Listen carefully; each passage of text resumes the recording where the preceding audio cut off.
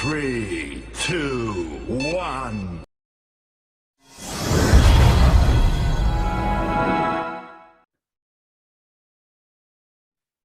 Assalamualaikum warahmatullahi wabarakatuh.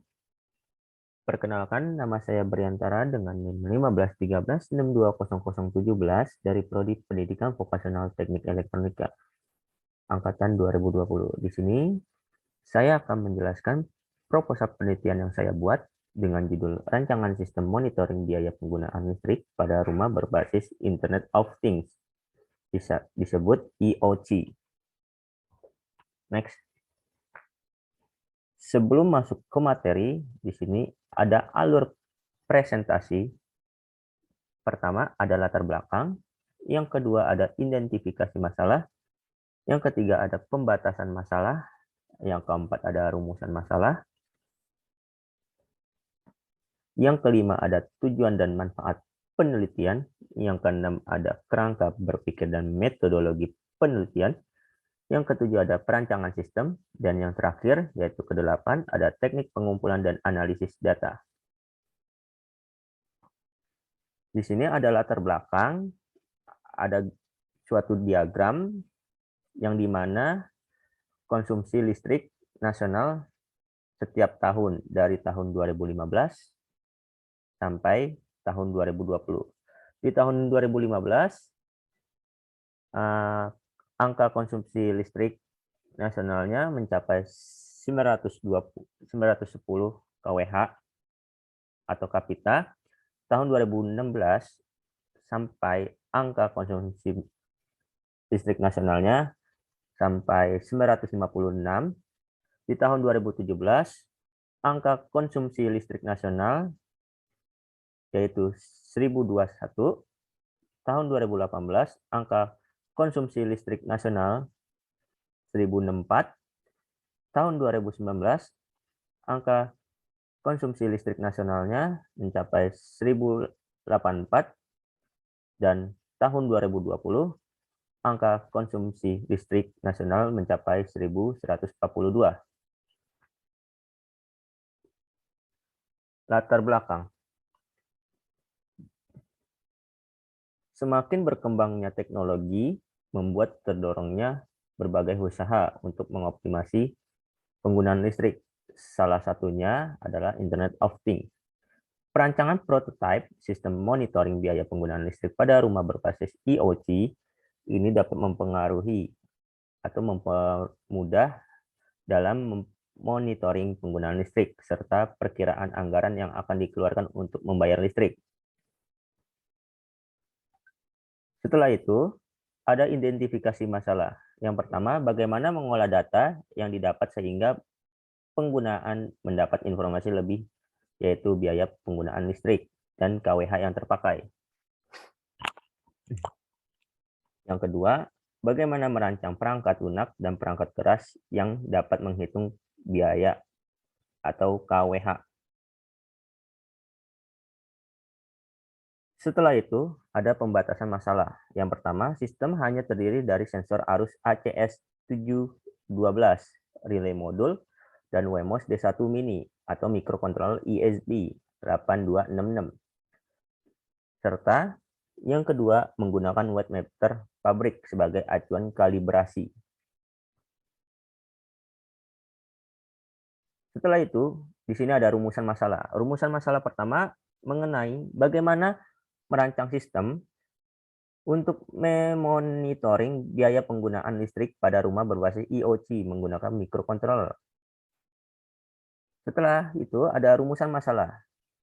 Bagaimana cara kerja sistem untuk memonitoring biaya penggunaan listrik pada rumah berbasis IoT menggunakan microcontroller.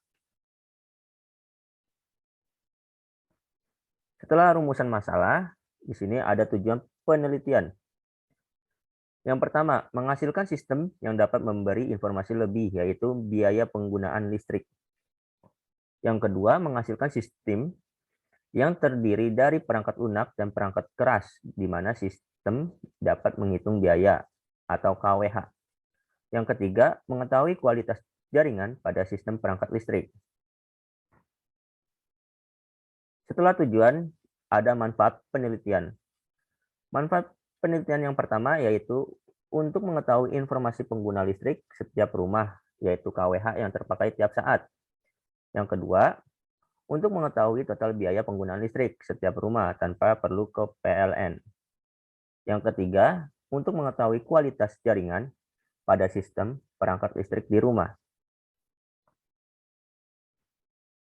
Setelah manfaat, di sini ada kerangka berpikir.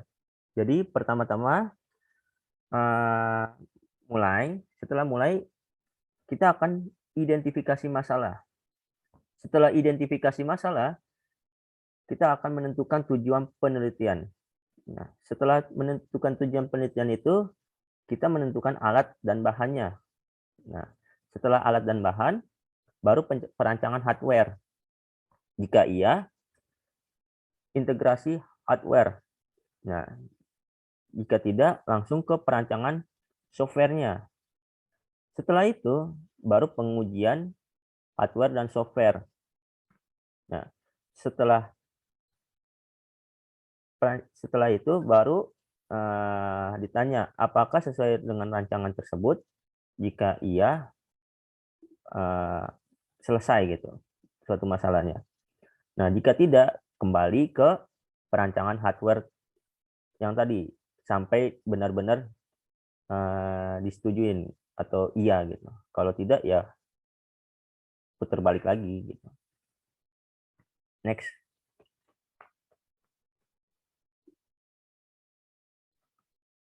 Di sini ada metodologi penelitian. Tempat penelitian dilaksanakan di Gedung L, jurusan Teknik Elektro, Kampus A, Universitas Negeri Jakarta. Nah, waktu penelitian ini dilaksanakan pada bulan 28 Februari sampai dengan 21 Agustus 2022.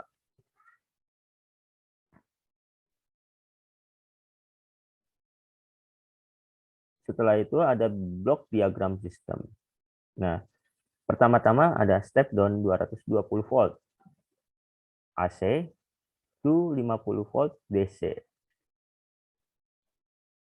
Setelah itu langsung ke Wemos D1 Mini. Nah, sebelum ke aplikasi Android, ACS 712 itu harus ke Wemos D1 Mini. Setelah keduanya ke Wemos D1 Mini, baru pengaplikasian Android.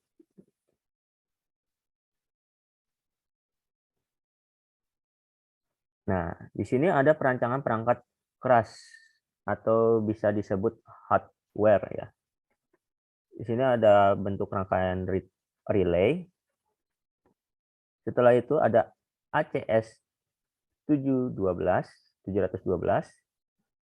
Satu lagi ada step down 220 volt AC to 50 volt DC. Lalu ada LED lampu.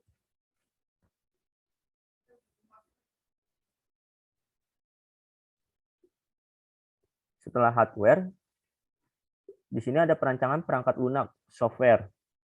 Nah, di sini ada dua gambar, dua desain, yang satu blok diagram. Pertama-tama ada desain perancangan pada aplikasi Blink. Pertama-tama mulai, setelah itu ada daya serta arus, habis itu ada biaya. Nah, lalu blok diagram perangkat lunak, bisa disebut software. Pertama-tama kita akan memulai start terlebih dahulu, terus menghubungkan ke internet. Setelah menghubungkan ke internet, akan ditanya relay on apa tidak. Nah, jika on, lalu diupload data dari Wemos ke D1 Mini. Setelah diupload, masukkan data tersebut. Nah, jika udah dimasukkan data tersebut, akan ditampilkan nilai arus, daya, dan biaya. Nah, setelah semua bekerja, software tersebut akan berhenti, langsung end. Di sini ada teknik dan prosedur pengumpulan data. Pertama, ada perakitan seluruh subsistem telah sesuai dengan rancangan atau tidak. Yang kedua, setelah subsistem bekerja dengan baik, pengujian dilakukan dengan menggabungkan semua subsistem dalam alat. Ketiga, jika integrasi semua subsistem sesuai dengan rancangan, selanjutnya dilakukan uji coba. Dan yang keempat, terakhir, menyimpulkan hasil penelitian dari hasil pengujian ini. Habis itu ada teknik analisis data. Dilakukan uji coba atau analisa terhadap perangkat lunak software dan perangkat keras hardware yang telah dibuat untuk mengetahui kemampuan dan keakuratan teknologi yang dipakai, yaitu menggunakan wattmeter pabrik sebagai acuan kalibrasi. Pengujian dilakukan dengan uji coba pada setiap perangkat dan fitur yang ditawarkan. Oke, cukup sekian presentasi atau penjelasan mengenai proposal penelitian yang saya buat. Kurang lebihnya mohon maaf. Wabillahi taufiq wal hidayah. Wassalamualaikum warahmatullahi wabarakatuh.